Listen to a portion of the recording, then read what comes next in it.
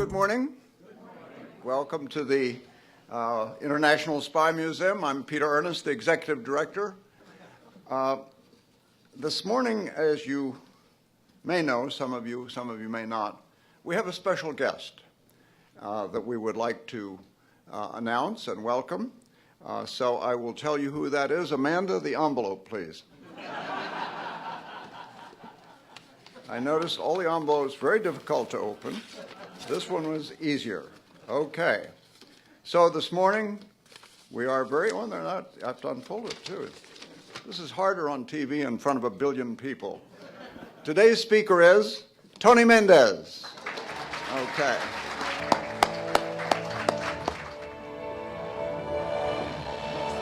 Hi. Thank you.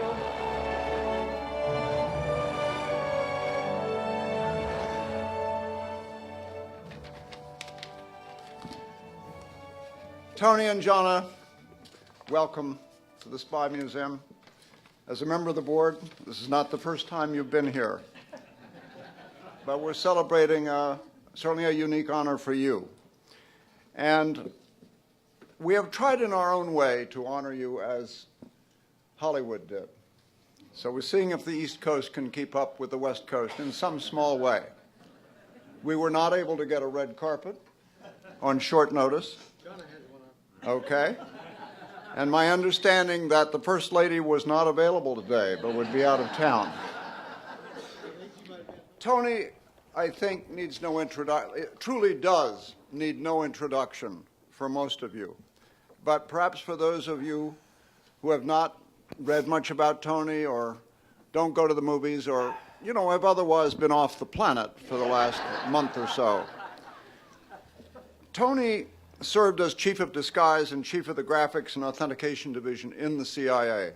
He was in the agency for some 25 years, and he literally changed the appearance and authenticated thousands of agency officers. I should add that his wife, Jonna, also served as Chief of the Disguise Branch and engaged in the same pursuit in many theaters of the Cold War. He was, of course, awarded the Intelligence Star for the operation which became the basis of Argo, and that was the 1979 getting out of Tehran, exfiltrating, as we call it in ops talk, if you will, the hostages, 6 hostages from Tehran. He received the Intelligence Star of Valor for that operation, and he also received the Intelligence Medal of Merit on his retirement. In 1997, the 50th anniversary of CIA, the CIA selected 50 individuals from its history and designated them trailblazers, people who in their way had set the path for the rest of us, who they served as models in the operational field, the logistics field, and in Tony's case, in the field of disguise and authentication. At that time, Tony was selected as a trailblazer. And also at that time, he was told that he could tell the story of the freeing of the hostages, the liberation of the hostages. And my understanding is at first, Tony was reluctant. We are experienced in the agency, almost trained in the agency, not to talk. That's been one of the more difficult parts of this job at the museum for me, as you can tell.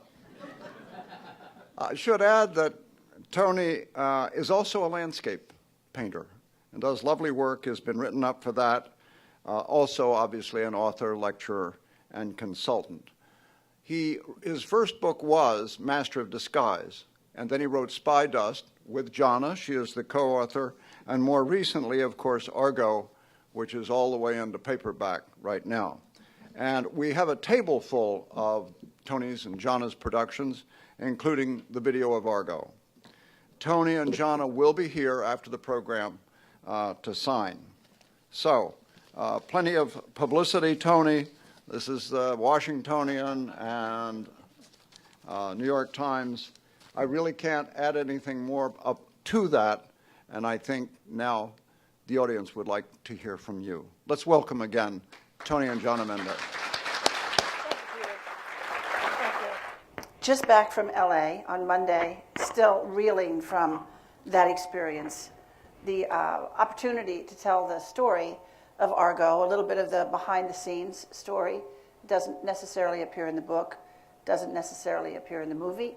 It's a wonderful opportunity to do that here at the International Spy Museum, a museum where we've been board members since the day it opened, actually for a good time before it opened, because Tony was very involved in helping to organize this museum, helping to figure out how to take such a complex subject and break it down into munchable pieces for the public. So back in 1979, everybody knew that our embassy had been overrun in Tehran. Everybody knew that these militant, radical Muslim students had come over the walls and had taken our diplomats hostage. The number of diplomats was a little fuzzy. It was never quite clear if you were following closely in the news. Was it 52 or was it 61? Or maybe it was 58. And of course, that was a purpose. It was fuzzed up for a reason, and that reason was that 6 Americans had slipped out the back door, had not been captured, had gone onto the streets of Tehran, had bounced around, this is not in the movie, from apartment to apartment, had gone into some of the Western embassies and actually been asked to leave for various reasons. The British took them in. The British said, we are under attack. We have to, it's not safe. You have to go. The Kiwis, as they call them, took them in. Wasn't safe. They finally end up at the Canadian embassy. And the way that happened, trying to think if this was in the movie, Bob Anders, one of the 6, remembered that he had a friend at the Canadian embassy, the number 2. And he called, in the middle of this revolution, he called John Sheardown, a man whose name almost never comes up in the context of this story. And he said, John, we're in trouble. And Sheardown did not say, let me check with my ambassador. And he did not say, give me a minute to mull this over. He said, on the phone, come on over. We'll take care of you. What took you so long? And that was when they went in really into the embrace of the Canadian government. But let's go to Tony. When you first heard, you're working at CIA, you're chief of authentication branch. Can you speak to what you were doing at the time as the chief of authentication, what that work involved? Yes, in order to do espionage, you have to go out and cross international borders. You have to be able to blend in, and you have to be able to do this over and over again. The work is still very much a matter of being on the streets in encountering sources and evading enemies. So in order to do that, you've got to have what we call authentication. The ability to authenticate agents and even their families, if it comes to that, so that you can do the business. It's got to be timely, it's got to be accurate, it's got to be safe. And very much about disguise and documentation and all that, but it's also a matter of developing recipes for penetrating all the borders in the world. So it's a very busy activity, very big part of the espionage game. Just keeping up with those that you have out there and in place, hoping that they can stay, but always keeping up so that you're ready to move them on when it's time. So another small piece of background that you might find interesting. Tony has always been an artist. He was an artist when he went to work for the CIA, and he was an artist when he retired. Today we have an art studio out between Frederick and Harpers Ferry. Tony paints continually. Although there's been a gap here, he hasn't been able to get to his easel. But he was hired by the CIA because he was an artist. And they didn't want someone who painted pretty pictures. They wanted someone who had incredible hand-eye coordination, someone who could replicate this and that. So when he applied, his work sample that he sent forward was a copy of a Bulgarian stamp. It was some Chinese grass writing. He was showing off. He was demonstrating, whatever you give me, I can make another one. Tony was hired as a counterfeiter, as a forger. He came on in that profession. He came into an artist's bullpen, quickly worked his way out of that bullpen and into an overseas position. Maybe you could talk to the crowd about these documents that you were replicating. There's some sensitivity here about the words that we use. Let's call them replicated. How were they used? I mean, what would be the typical kinds of ways that people would use them? We know exfiltrations and rescues, walk-ins, cold pitches. Our officers very often had to simply, completely, totally change who they were overnight.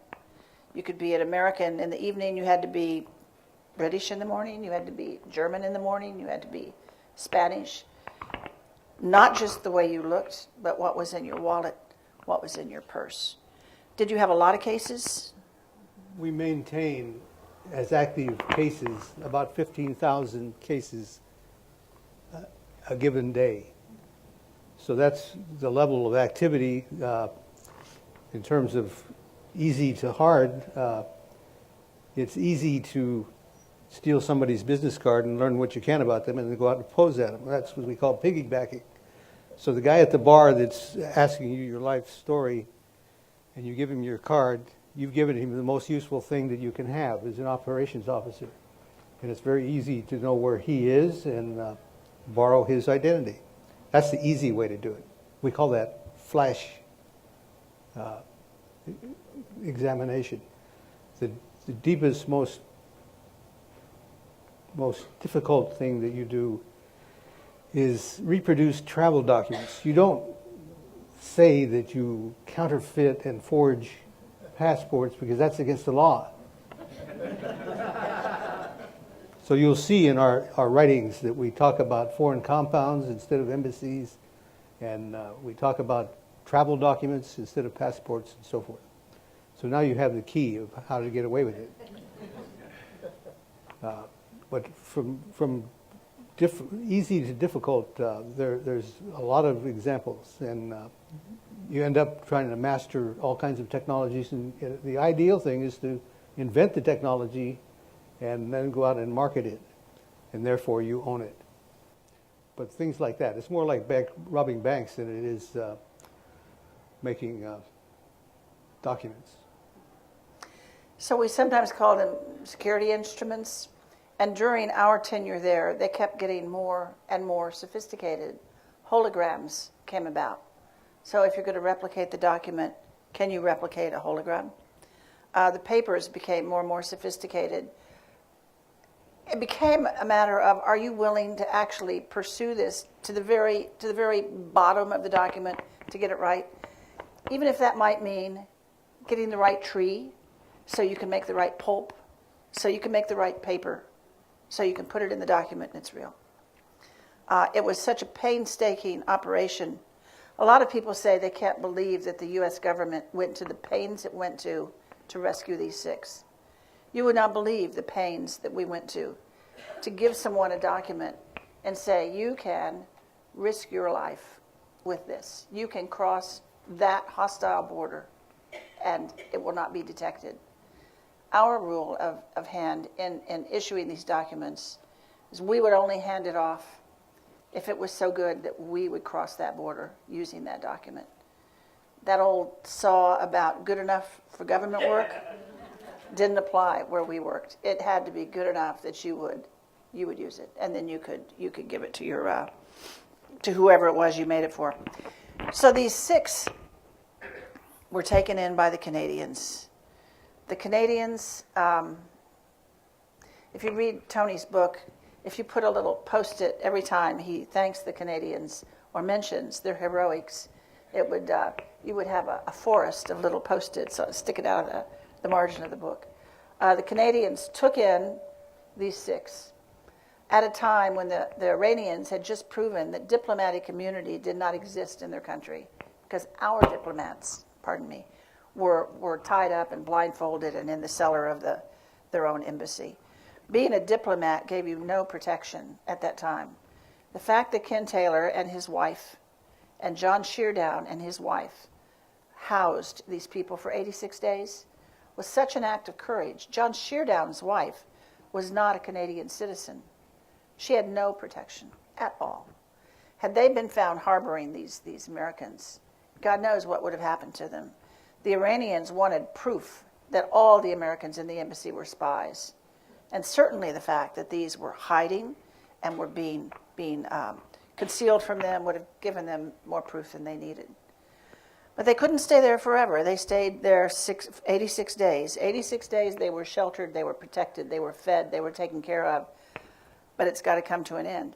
I think the thing that started it, Tony, was some phone calls were made, some questions were being asked. They were figuring out, weren't they, that there were 6 missing. How did you come to the realization that you had to shift your focus from rescuing the hostages in the embassy to rescuing the house guests at the Canadian ambassador's residence? I got a memorandum from the State Department while we were in the thick of figuring out how to get as many of our intelligence officers into Iran and set up a forward base where they could work with a cover that would allow them to come and go and all that. And we had about 6 of them set up already, like a station. And I got this memorandum from the State Department that says there are 6 people in the care of the Canadians. They're asking for help. I didn't think it was as urgent as the 50-odd that were in the embassy, and hopefully we'd be able to get them rescued as soon as possible. But I've quickly learned that at least one member of the diplomatic corps here in Washington, D.C. had he wasn't part of the diplomatic corps, he was part of the media, the foreign media. John Pelletier from La Presse in Montreal had figured out that the 6 were missing. Every night at primetime news, Carding Harder of State Department, the press attaché, would talk about the number of people, and he every day it seemed like the number changed. What he was trying to figure out was why was this happening, and he did to discover that there were 6. He went to the State Department to verify the information. Then he went to the Canadian Embassy to ask the ambassador about that. And the ambassador grabbed him by the lapels and said, "You will hold this story or our embassy will fall as well." So I realized that this was not a routine matter, that we had 6 amateurs, so we had to get them get them moving before hostile pursuit. There's 2 types of exfiltration: with hostile pursuit and without hostile pursuit. Guess which you prefer? I had brought an Iranian agent, very highly placed, but then went to ground when the revolution happened. He'd been hiding in his grandmother's attic underneath a tin roof for a couple months. This was 9 months before the rescue of the house guests. Yeah, my point is that we had done it already before, so we knew a little bit about the border controls and so forth. But in this case, we as I said, we have 6 amateurs who were not trained to do this, and we needed to assess them and their ability to carry a alias role and get them ready to go. How many of you have seen the movie? Oh, good. Warner Brothers would be so pleased. So we can gloss over a little bit of it and maybe dig into some of the details that aren't in the movie, and they are in the book. There was a huge discussion in the movie about who should these people be. There was a series of ideas: nutritionists, teachers, petroleum workers, do-gooders, maybe another one. And none of them seemed right. Tony could poke holes in all of them, as they played that very well, I think, in the movie. And then Tony came up with his Hollywood idea. And what's not spelled out in the movie, and what I think is a really interesting part of this story, is that Tony had long history with Hollywood. It's one of the reasons he received so many awards when he was at the CIA, because of this bond that he formed. Hollywood is a unique resource if you are doing clandestine operations. Now you're thinking movies, and movies, that was one example, but think magic. It all comes out of Hollywood.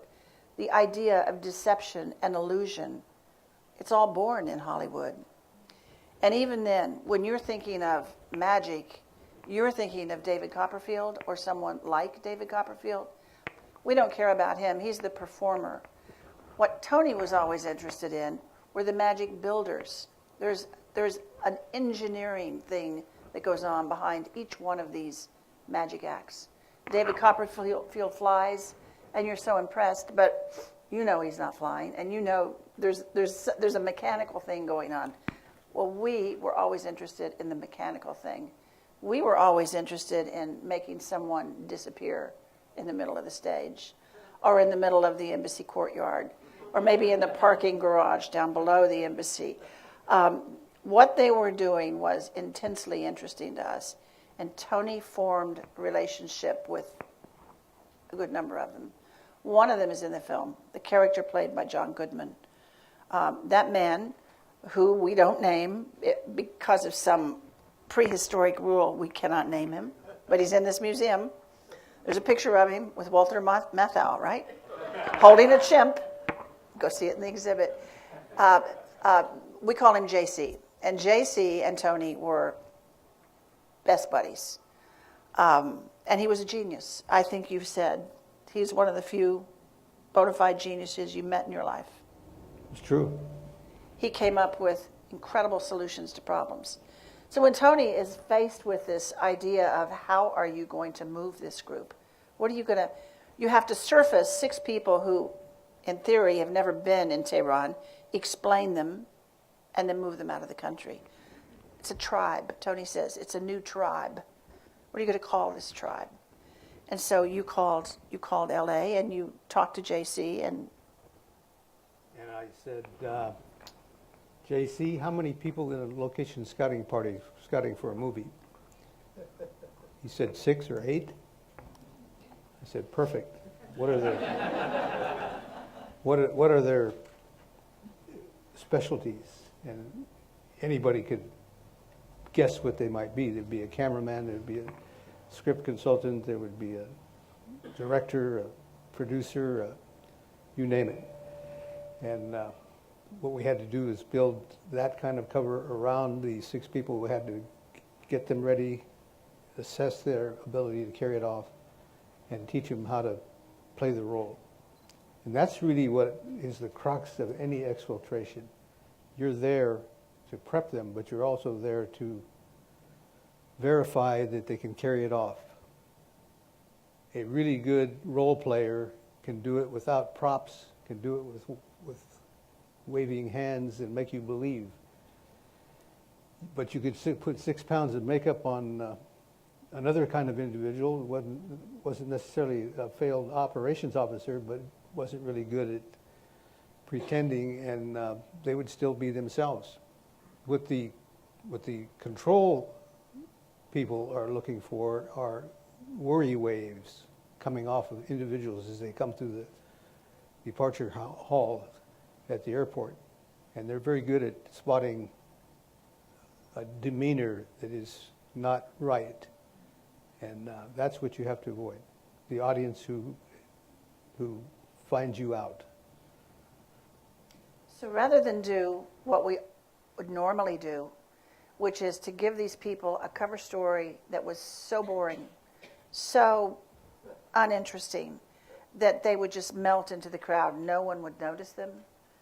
You turned it on its ear and gave them a cover story that was outrageous, that everyone would remember, that lots of people would notice, and thought that you could carry this off. When you went to Tehran, you had to present all of the ideas. Tony was meeting with This was like a worst-case scenario for an exfiltration because Tony was reporting to so many disparate parts of different governments. The White House was involved in these conversations. Of course, the CIA was involved and all the hierarchy at CIA. The American State Department was involved. These were their people. And at the beginning, they fully intended to go in and get them. The Canadian government was involved. We were asking them for all kinds of wherewithal for passports even. And then the Canadians, of course, in Tehran were involved. Tony had to come up with an idea that would please them all. And in fact, there was no idea that would please them all. So he said, what if I take all the ideas to them and let them choose one? Because he knew there was only one good idea. Or, as they say in the movie, he knew that his idea was the best bad idea of the lot. So you went in, and well, let's hold on before you go in. One reason he knew they would choose his idea was that he was going to backstop it like no story had ever been backstopped. You drew $10,000. Back then it was a lot of money. And you went to Los Angeles on a what? On a Thursday? Yes, I arrived in L.A. Thursday evening, and Friday morning I was meeting with two of the Hollywood consultants, and we set about making a production company and putting all the frills on it, the window dressing. First thing we needed to do is create a production company. So we decided to call it Studio 6 Productions. Why Studio 6? Because there were 6 people. So we had a big red 6 on our business card. Kind of an inside joke, right? We have learned long ago that if you don't have fun while you're doing this work, you're missing a whole piece of it. So we made sure we had fun. One of the things that had happened with the Canadians before all this was that they had passed an order of council, secret session of Parliament had made the decision that they could give us their passports. Actually, they were blank. We asked for 8 because my partner and I were going to go in and be with them. The Canadians said no passports for spies. Only for refugees. You guys can get your own stuff. And of course, we knew how to do that. These were blank passports. So you had a studio. You had a sign on the door, Studio 6. Inside, you had desks, you had secretaries, you had paper clips, you had telephones, you had an office, an actual office. What'd you do next in LA? The suite of offices that we found by our Hollywood chums calling in some favors was a suite of offices being vacated by Michael Douglas. He had just finished shooting China Syndrome.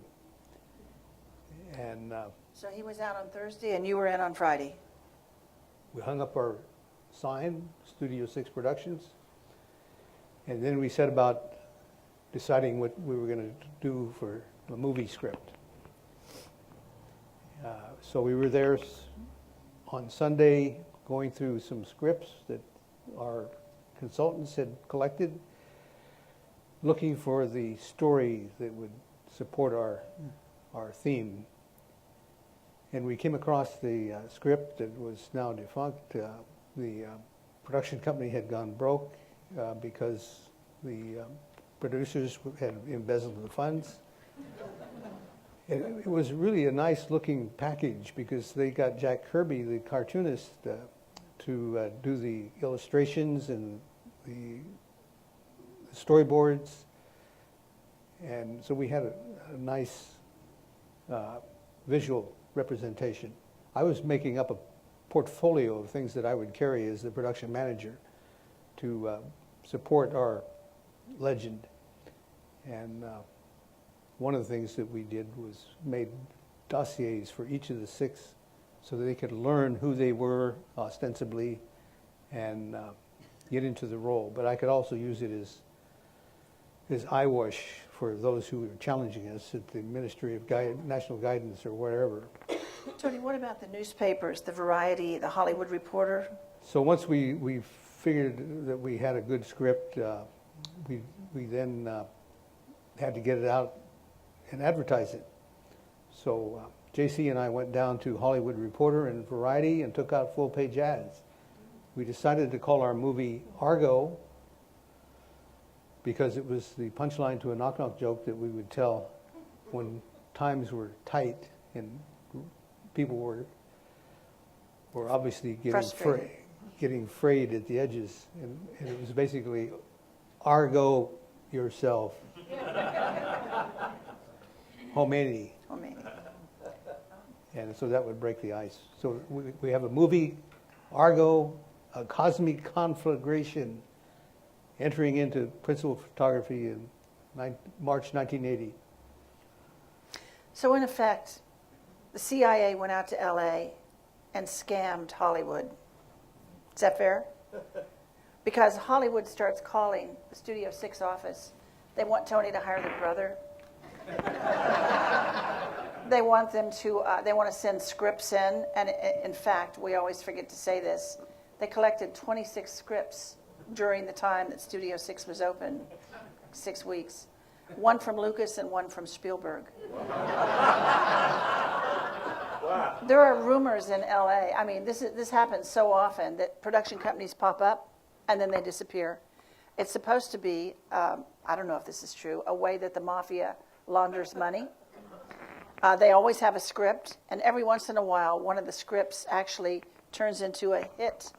And there's a very famous TV show that I won't name, but John Boy was in it, that they say that was the origin of that show. I have no idea if that's true, but it's such a funny story that I got to tell it to you. So you've, the other thing is, when we left Hollywood 3 days ago, we got the Daily Variety, which is still being, it is the publication of the movie industry. And there was a story on the front page, I should have brought it today, so convoluted. It said, we're announcing that, Argo, this movie, blah, blah, blah. Actually, they said, no, just a minute. We did this 30 years ago. We had Argo in this newspaper 30 years ago announcing that they were going into production. And so the fake movie just won Best Picture. It was it was precious. Whoever wrote it had fun writing it. Okay, so you're all set up in LA. If anybody calls Studio 6, someone is there going to answer the phone and say they're on location. They're out of country, scouting for a movie. Oh, Teresa Harris, yeah, she'll be back. She'll be back probably in a week and a half. May I take a message? This is as good as it gets. This is as good as it gets. When Tony went to Tehran to present the 5, you want to be a journalist? No, you want to be a school teacher, although the schools are closed. Would you like to be a nutritionist inspecting the crops, although it's dead of winter? Could you talk your way through being an oil technician? Probably not. All of the possibilities, he presented them, and then he said, and then there's this Hollywood thing. And you need to know that right now in LA, there is an office. You have a desk. You have a nameplate on that desk. You, Cora Lyjak, who work on Teresa Harris, someone calls for you, there's someone there backstopping you. A lot of people don't really understand that this backstopped cover, it was certainly there in case the Iranians called. It would stand up to anybody calling. But its primary purpose, would you say, was for the consumption of the house guests themselves, to give them the confidence to step out off of almost like jumping out a window or off a plank, to just trust him. You come with me, I will walk you through that airport, and you'll be home safe. It's a huge thing. How did they receive your ideas? Obviously, they were smart enough to choose the right one. Did they all like it? Well, there was one who was a little more intelligent than the rest of us. who pointed out that there was a document that we would have in our package that the Iranians would be looking for. And if you didn't have a copy of it in their file, you may be in trouble. We were fairly sure that they had not begun to match these documents up in real time. So we thought it an acceptable risk. But once we got over that, I think we were good to go. Tony said he had been in 9 months previously bringing out someone else, rescuing somebody else, not an American diplomat. It was an Iranian official who was being hunted by his own intelligence service, by everybody in Iran. He had been the Shah's man. He had been a senior member of Savak. Savak was a pretty terrible organization. Savak was, nobody loved Savak. This man had been in Savak, but he had been a CIA penetration of Savak. We knew what was going on. He was reporting to the CIA. Every foreign agent who agrees to work with the CIA, we will offer to rescue them if they're about to be arrested, apprehended, shot, executed, killed. We will bring them out. That's part of the deal that we make. Tony brought this man out. This man, a professional military intelligence officer, senior, got so scared in Mehrabat Airport in Tehran that he disappeared. Tony didn't go all the way through with him. Tony stayed. He went ahead with Tony's partner. Tony's partner then comes back on the other side of a glass wall and goes. Tony goes to the ticket desk and says, I just put my uncle on your plane, but I forgot to give him his heart medicine. They said, oh, come with us. The last thing they want is somebody dying, on a transatlantic flight. So Tony went backwards through controls, went into the departure lounge, and this guy is not there. Tony goes into the men's room. That's where you would probably go and look too. Nobody there. That's because Mr. Khoury, this is his new name, is standing on the toilet in one of the stalls. That's how scary this is. Mr. Khoury was kind of like a John Wayne character. Mr. Khoury did not want to sneak out of his country. He would have shot his way out of his country. But he had trained all the security officers in the airport. Tony convinced him. He said, come with me. And he walked through together with him.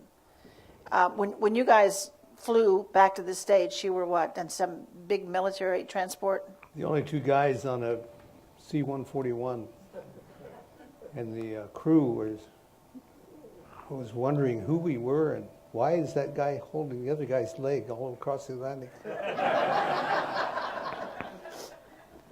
Occasionally we get a phone call from him and he's doing very well. And he's still very emotional. You know what he means. Yeah. I'm emotional myself. He called us and asked us to dinner about 2.5 weeks ago. We'll have to see about that. One of the things that nobody really talks about is the fact that you decided that you would go. I mean, you could have chosen anybody in your staff, and you had a big staff. How did you make the decision that it would be you? Why did you make that decision? Well, because I'd done it before, and I didn't have any. I had plenty of people who were qualified, but I didn't have anyone with the experience that I considered to be important. Well, one of the things that nobody talks about is because Tony had been in there 9 months before and had successfully gotten that man out, at the CIA station in the U.S. Embassy, there was a file, a paper file, and there was a conversation when Tony left about what to do with that file. It was very sensitive. And they told Tony they were going to keep it. They weren't going to destroy it. They were going to keep it just in case they ever had another situation and had to replicate what he had done. They were going to hold on to that file. So when the embassy fell and when it was occupied and when all the paperwork in the embassy, some of it got burned and shredded, lots of it did not, you had to know that there was a good chance that they had that file. and that they had your name and probably your photo? Did that affect going back in? Yeah, that was a consideration.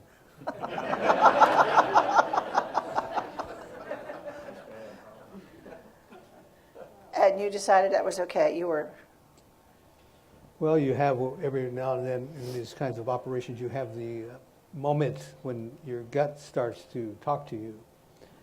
And it's not necessarily at the climax of the situation. It's usually a week before or something like that. And you say to yourself, do I really want to do this? Are we ready?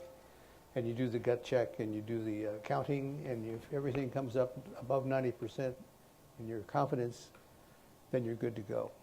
He was doing that gut check, and he was going to go in, and he knew there might be, they might have some information, they might be waiting for him, was the concern. But the fact was that at that time in Iran, it was in such disarray. The officials at the airport were basically not running it. These Revolutionary Guards, these Islamic extremists were pretty much in charge. They were not really professional. This was a good thing and a bad thing. It made them capricious. It made them unpredictable. They didn't follow the rules. No one followed the rules in Iran at that time. There were no diplomatic rules that applied. There were no rules of common courtesy that applied. There were no rules at all that you could anticipate that they would follow. On the other hand, you could take advantage of the fact that the professionals were not at the helm, and you could maybe leverage that into an ability to get through that airport. Somewhere along the line here, we have to mention that the movie, while it's very true to the story of the rescue of those 6, they took liberties. They always take liberties. I think everyone in here has read their favorite book and then gone to see the movie and said, that's not how it was in the book. So they add things, they condense things, they remove things. There are some scenes in the movie, for instance, that last scene going down the runway, that was not a real scene of what happened at the airport, but it was really exciting, wasn't it? We were scared to death when we saw that. But then Tony will tell you he was scared to death when he was going down the runway without the things chasing. You guys were worried about F-4s coming after you, right? Yeah, they started matching up those documents while we were still in Iranian airspace, which was going to be a couple hours. They could have scrambled their F-4s. And they were crazy enough to do that at the time. Actually, they still are. They're making a movie. They're making their own version of this operation. They're going to tell us how it really happened. And Tony says, I can't wait to see who plays me. Nobody so far is good looking enough. When you went into the airport, there was plenty of tension without Hollywood adding bells and whistles. You want to talk about going through the airport, how it really felt?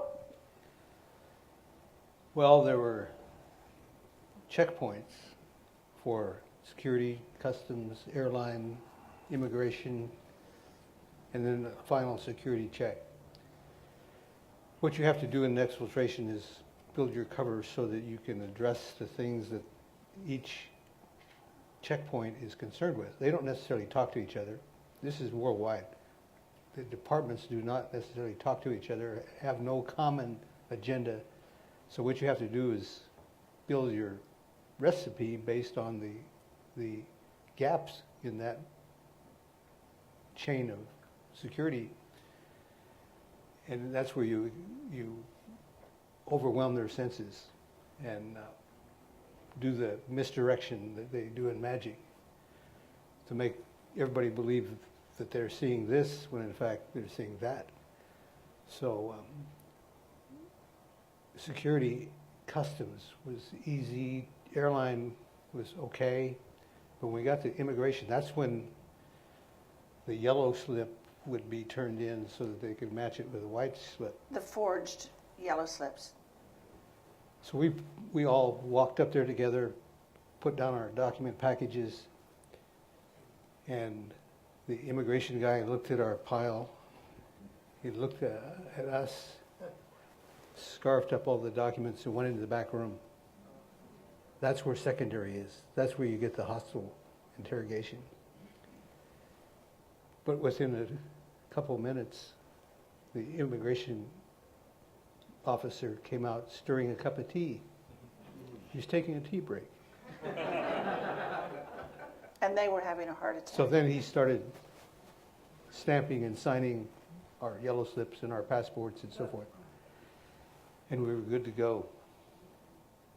We went into the departure lounge. That's where the Revolutionary Guard hung out. They were shaking down travelers to make sure that they weren't smuggling riches out of the country at a time when their assets had been frozen internationally. They were most concerned about the rugs and the gold and that sort of thing. So that's your customs department. That's their concern. Your immigration guy is usually the lowest on the totem pole and may not be literate. But anyway, the fellow that we faced was okay. But once you're in the departure lounge, the capriciousness of the situation can come to fruition, and things could go wrong. We had chosen Swiss Air for its on-time and maintenance record. When the flight was to be called, they came on the intercom and said, Swiss Air 363 is delayed for mechanical. 8 people trying to disappear. Stay away from the Revolutionary Guard. And so in about an hour, they came on and said it was ready to go. And do we tell them the rest of the story now? I think we've completely redone our program. We have Memphis standing by with 3 videos that we just breezed by on Memphis. Maybe we'll play them at the end. Yeah. Tell them the end. So the end is the flight was called. We went through the final security check. We were at the ramp at the airplane, Swiss aircraft, and going up the ramp, Bob Anders, the senior member of the 6, said to me, "You guys think of everything." Pointing at the nose of the Swiss aircraft, and lettered across the nose was the word, what's the name of our movie again? Argo. It was lettered Argo. It's a region in... It's a canton in Switzerland, the Argo. And the house guests were really impressed with Tony.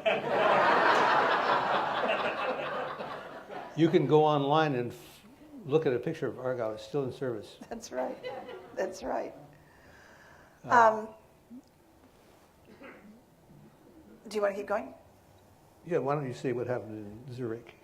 Oh, well, I'll tell you quickly the Zurich, and then there's a few more kind of fairly recent things that we'll probably want to speak to.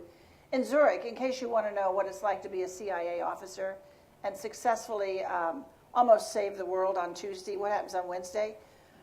No one ever pats your back. No one ever acknowledges what you've done because basically they don't know what you've done. No one says thank you for your service because they don't know that you are in service. And this was no different. Tony, they get to Zurich. The 6 go down the ramp. A couple of them kiss the ground. And standing there in the distance are 3 State Department security guys and a van. They herd them into the van. They don't even say to Tony and his partner, "Hi, guys," or anything. They don't acknowledge them. They just drove off. Except So that one of them took my top coat because he was shivering on the... One of the house. Yeah. So I was standing there watching them recede off into the distance. Freezing. Shivering. But there's no thank you, there's no anything. They're just there. And they look at each other and they said, let's go have lunch. They had lunch and they went back to work. That's how it works in the CIA. And you may or may not be interested to know that top coat delayed his accounting for like a year and a half because the finance officer, Peter, you will appreciate this, the finance officer said, you got a receipt? I need a receipt or I need the coat. but the coat the coat is gone. Anyway. For 17 years, we adhered to one of the security features of our operation, and that was to give the Canadians all the credit. We wanted no CIA hand in it, and it was only the CIA who went back on that at the occasion of their 50th anniversary. They wanted to tell this story, and we said, "You got to be kidding." That was 17 years. We got the 26 scripts, and what other numbers do we have? We have a lot of numbers, but one of the things we are left with, and this is really for this crowd only, we haven't really, we were on Piers Morgan last night. I don't know if anybody saw it. Tony worked closely with the Canadian ambassador on this operation. The Canadians were the neighbors that you would like to have living next door if you ever had a problem at home. The Canadians were glorious in their support of the Americans. After the dust is settled 17 years later, we have a riled up Canadian ambassador who feels that our movie didn't give enough credit to the Canadians for what they did. And there's kind of, if you're in Canada, there's this rumble. People seem to think that the Americans have taken this story from the Canadians. When we look at it, I can see where there would be some dissatisfaction, because Ken Taylor was asked to take responsibility for getting these people out of the country. There was not to be any CIA hand in it. There was to be no harm come to those 56 hostages that remained for 444 days. When the CIA decided to tell this story, what they've basically done is pulled the rug out from under the Canadian ambassador. I think he must feel slighted. Nevertheless, the story is what the story is. It's a story of cooperation between two governments. It's a story of nothing but goodwill on both sides, people doing the right thing, and 6 Americans whose lives were changed. That will, I don't know. I think that as time goes by, everybody will discover that there's plenty of heroism in this story. Not the least of which is the 6 people who took a deep breath and said, "Okay, we can do this." You know, if they hadn't been able to do it and carry it off in the airport, they all would have been arrested, including Tony.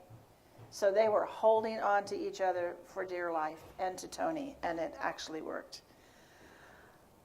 Tony, you've been a movie fan your whole life. What did it feel like to have Ben Affleck, this all 6'3" of this beautiful man, play you, dear?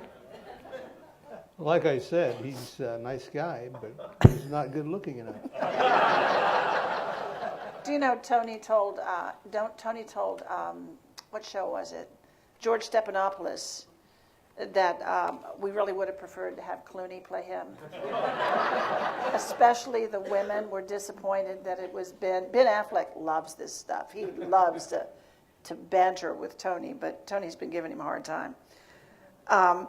But you saw like a 30-foot-high Ben Affleck face on the screen saying, "My name is Tony Mendez." He's an actor. What can we say?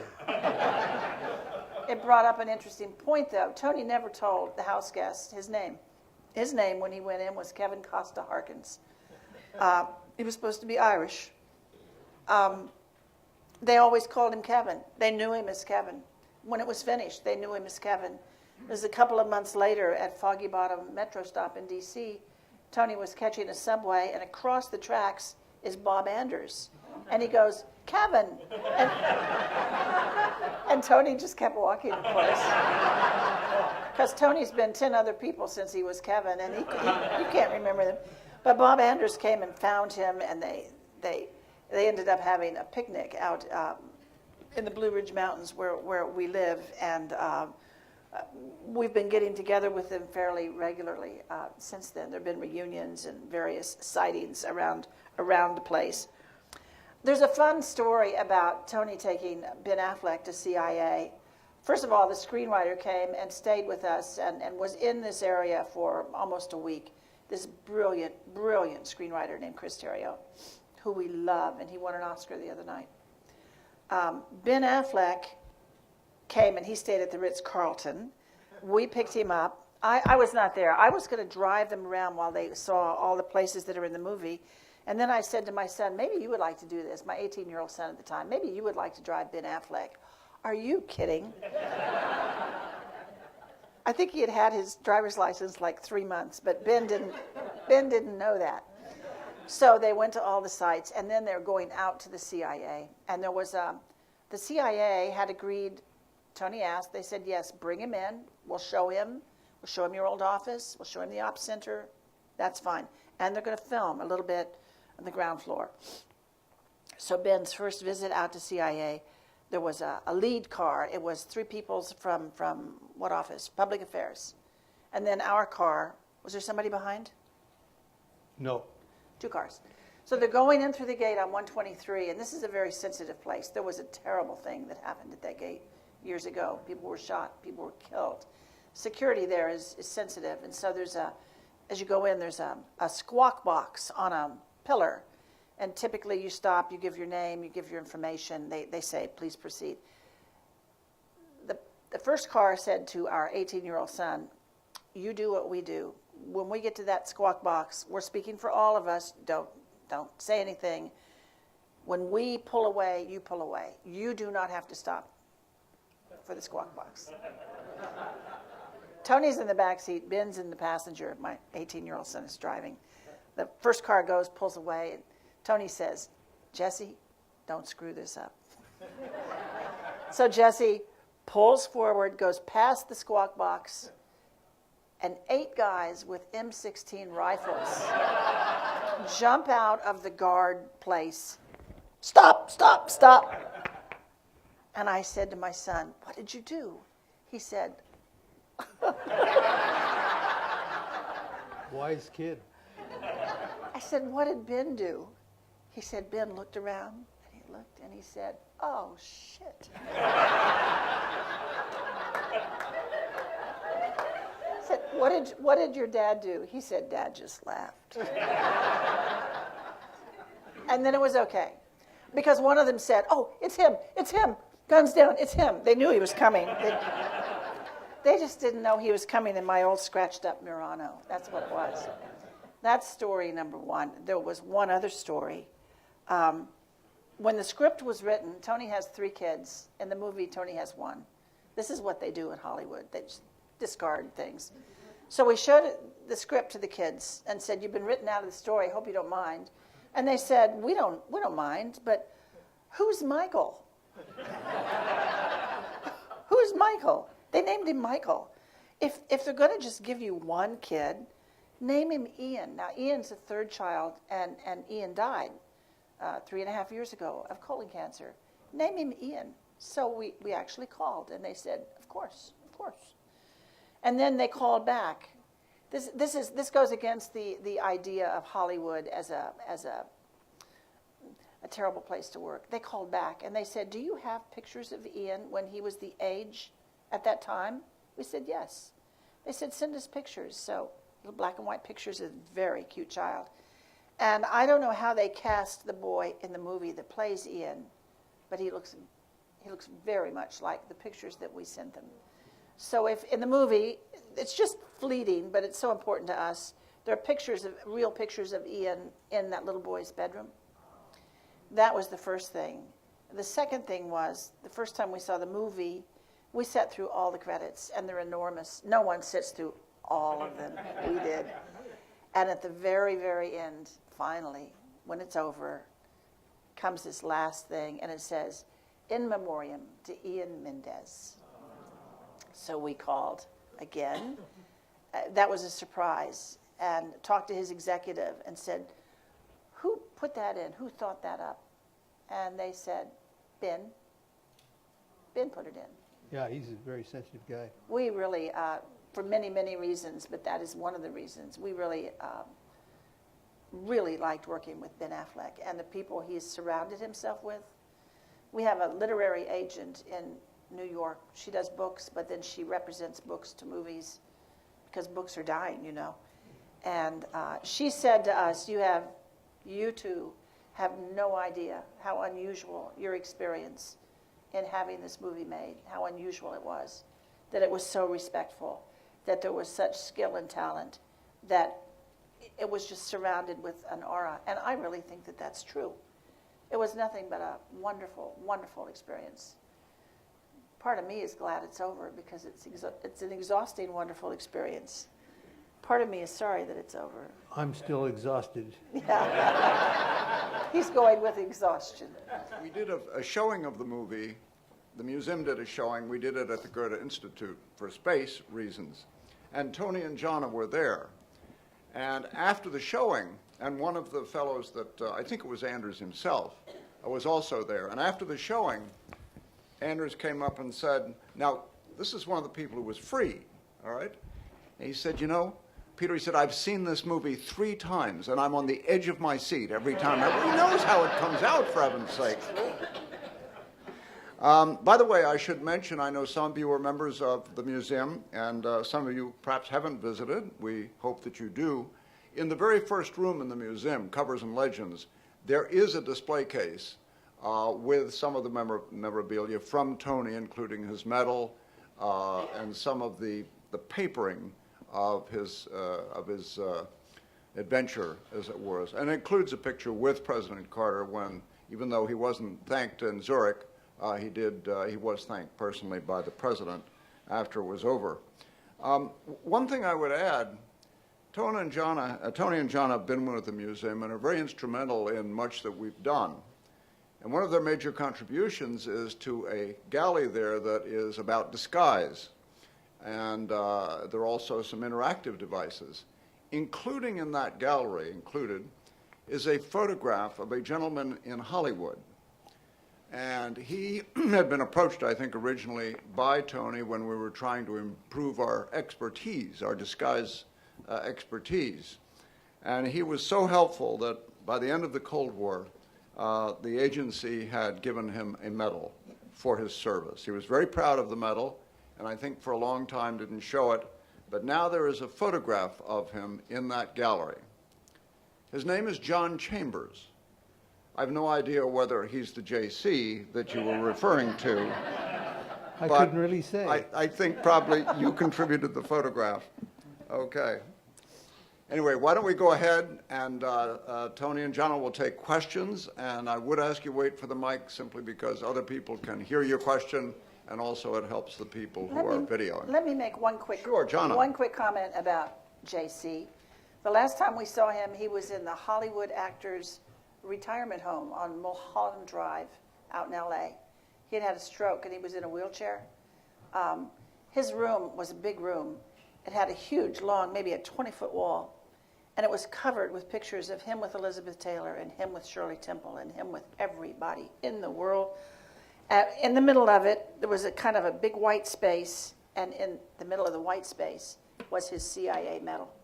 And he said to Tony, he said, if anything ever happens, like if this place catches on fire, he said, I'm going to go over, and he wheeled over because he wanted Tony to see that he could reach it. He said, I'm grabbing that thing off the wall, and I am out of here. He was the only civilian. Was he the only? First civilian. He was the first civilian, I think there were 2, to ever receive that medal from CIA. It was a big deal. Okay. Sorry. Why don't we take the first question right here? How do you feel about the actual movie being made at this time? Do you have any thoughts about the fact that maybe you feel a little concerned about having everyone know how you managed to have these 6 Americans leave Iran? Or are you glad that the story is now out? Yeah, I think the sum and substance of the question is, how do you balance keeping the secrets with going public? And why would you do that? You know, the old code was you never celebrate your successes or explain your failures. But what we've done is rewritten the code so that the public at large benefits in our ability to pass on lessons learned, so we don't have to reinvent everything because we won't talk to each other. You have a responsibility to amend history when you can, And you have to be alert to the time that you can do that. And of course, there are always some things that never are divulged because they shouldn't be. And it's not underhanded and conniving that I'm talking about. I'm talking about secrets that are of strategic importance. And finally, you need to leave something behind. But overall, you need to have fun while you're doing it. And that's what we did. And that we're still doing. And I hope you're having fun today.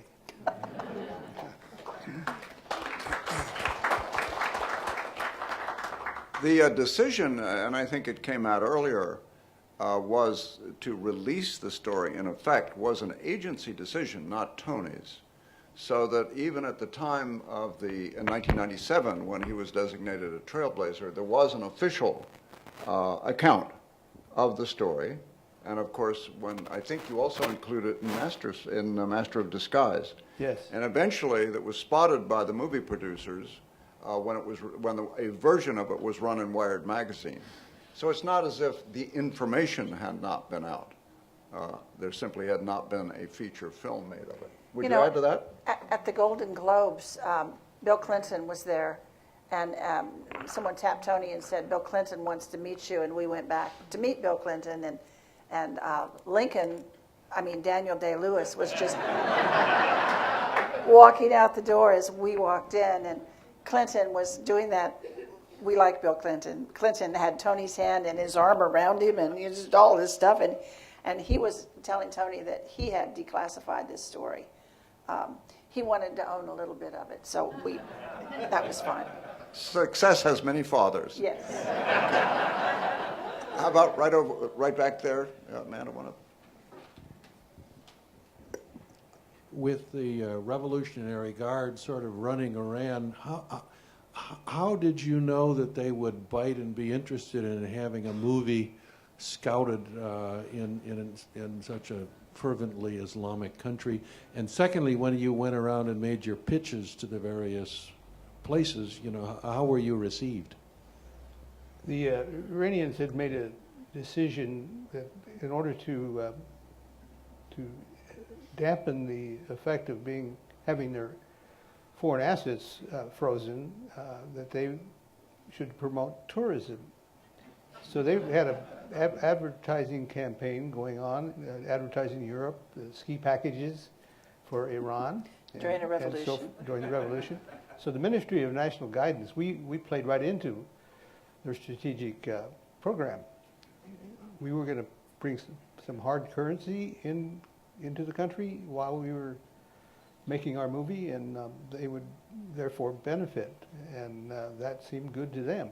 So it was it was a no-brainer. It's a good time to visit Egypt. As you know. Can we take one on this side, Laura? Yeah.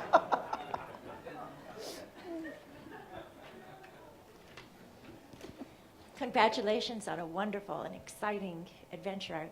It is great fun. Two questions, if I may. Even from successful operations, are there lessons learned? And would it be possible to do this same kind of exfiltration today, considering all the changes in technology and communication? Well, the second part is that there always were changes being made. It's a game of spy versus spy, and so if we up the ante on technology, we up the ante on ways to thwart it. When I was asked, what are you going to do about the smart card passport? I said, invent it first, market the hell out of it, and Own it. yeah, own it. As far as the first question, if you would go to cia.org, you'll find .gov. .gov. I'm still no good at this.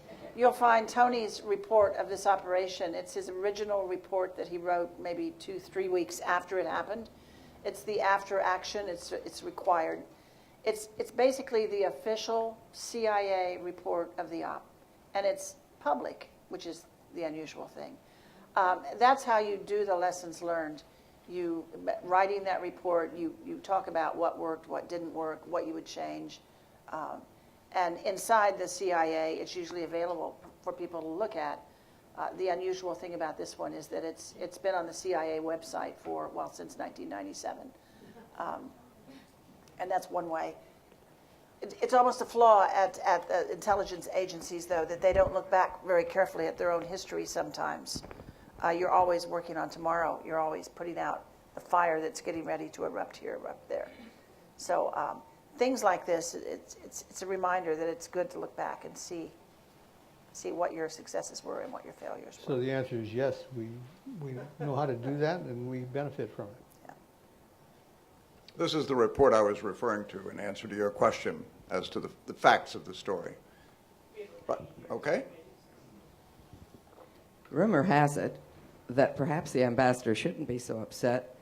Isn't there a very good reason that they have the best property and the only embassy on Pennsylvania Avenue?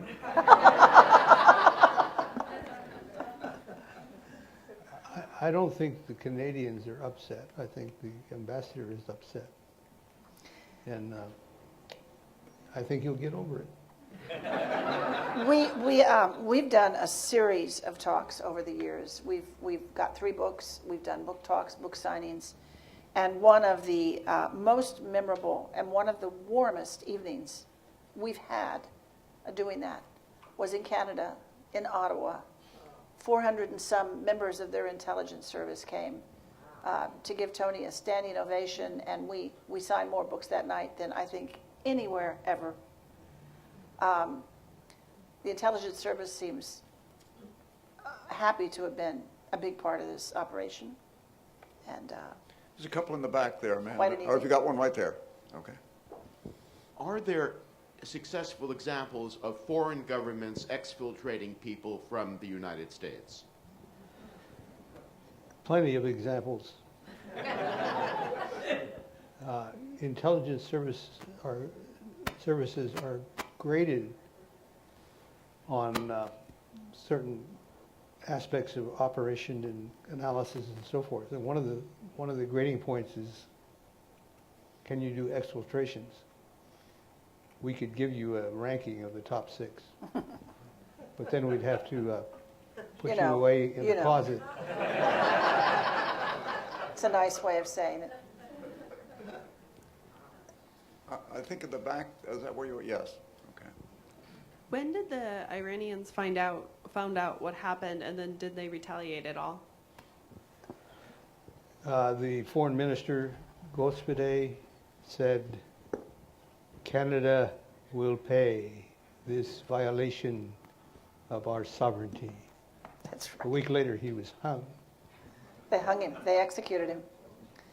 And that was they knew they knew very soon after this happened that the 6 house guests had departed, right? Oh yeah, they knew within 3 days. Yeah. Okay. There's one or two up front, and go to the back. Tony, just very briefly, I'm curious about Julio, who went in with you, and if you have any insight on, first off, why his real name wasn't declassified, and if there's any, have you heard any thought that it ever will be? We'd obviously be very interested in hearing sort of his experiences and his side of the story. It's more sources is always good, and he's doing the Iranian movie, and if he's still around and if you're in contact with him, what can you say about Julio? Unfortunately, I have not been able to locate Julio. From the beginning of our putting the information out, I was hoping to ask his permission to give his true name. Until I get that, I'm not going to say it. But even the CIA has not been able to locate him. Which speaks volumes, actually.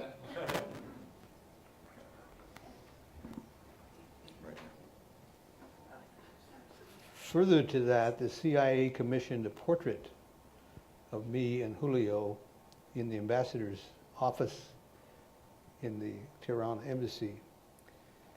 And we're manipulating the documents.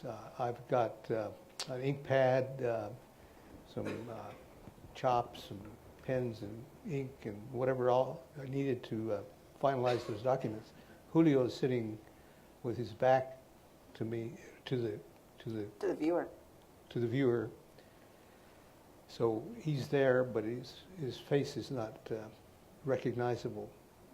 We tried to get a hold of Julio when we dedicated that painting. It is now hanging on the first floor of the CIA headquarters and celebrating the moment where one of the ink pads that we made at headquarters had a special fluorescence quality so that it could be judged to be genuine or not. And the ink pad had dried up. So there I was with a dry ink pad. So I went over to the ambassador's liquor cabinet and got a bottle of the best scotch and poured it on the ink pad, and it worked. So that's the moment that the CIA has chosen to celebrate. Although you have to mention that the CIA, we'd gone out and bought a bottle of scotch for the sitting, and we actually found there's a scotch called Ambassador Scotch, which we bought. And we thought, why not have a little fun? And the CIA has removed all references to scotch from that painting. It's a bottle of something that he's pouring on the ink pad. Something. Okay, Is this right on? here. All right. Question about the movie and the accuracy of the movie. My recollection of it is that fairly late in the operation, maybe just as it was about to happen, a call comes in from the CIA or the White House wanting you to pull the plug on the whole thing. Just nervous Nellies about whether it's going to succeed or not. Is that accurate? The actual thing that occurred was all the way through an operation like this, you're hoping to get somebody to sign up to an operations plan, which is, then you have a plan to go forward. But in this one, it was even more difficult to get people to move toward the door. All the while, they're wringing their hands and asking, what if? So you spend a lot of time answering the what if questions. But I was good to go, ready to go. Julio was going to follow me by a day so that we'd have redundancy in case one of us didn't get there, the other would. So there I was with one foot out the door in Germany. You were in Europe, yeah. And